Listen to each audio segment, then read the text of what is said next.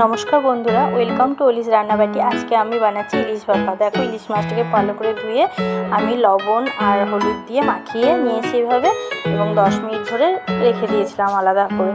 এরপর আমি এদিকে যা করেছি, কিছুটা দই নিয়ে নিয়েছি, আর নিয়ে নিয়েছি সাদা সর্ষে আর কালো সর্ষে, আর নিয়েছি কিছুটা কাঁচা লঙ্কা। তোমরা এর মধ্যে পোস্তও ব্যবহার করতে পারো, আমি আজকে পোস্ত দিইনি। এরপর দিয়েছি, এবার আমি এগুলোকে শিলপাটায় বেটে নিয়েছি। 1 চামচ করে যেটা আমি নিয়েছিলাম সেই সর্ষেগুলো আর কাঁচা লঙ্কা তোমরা কমও করতে পারো। আমরা একটু ঝাল ঝাল পছন্দ করি, তাই একটু বেশি দিয়ে দিয়েছি। এরপর আমি বেটে এগুলোকে এইভাবে ছেঁকে নিয়েছি।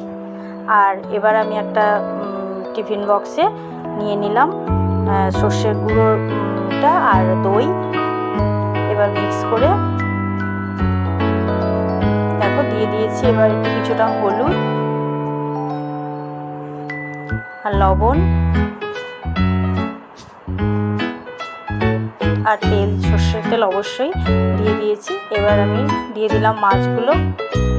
বন্ধুরা, তোমরা কেমন করে বানাও আমাকে অবশ্যই কমেন্ট বক্সে জানিও।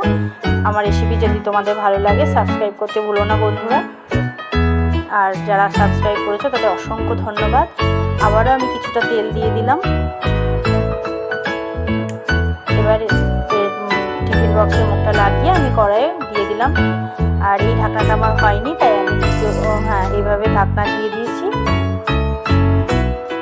এবার 15 মিনিট পর আমি এসে দেখলাম এটা কমপ্লিট হয়ে গেছে। দেখো বন্ধুরা, খুব সুন্দর একটা টেস্টি রেসিপি, তোমরা সকলেই জানো। আশা করি তোমাদের আমার রেসিপি ভালো লেগেছে। ধন্যবাদ সবাইকে এই রেসিপি দেখার জন্য। আগামী রেসিপি দেখার জন্য অনুরোধ রইল সকলকে।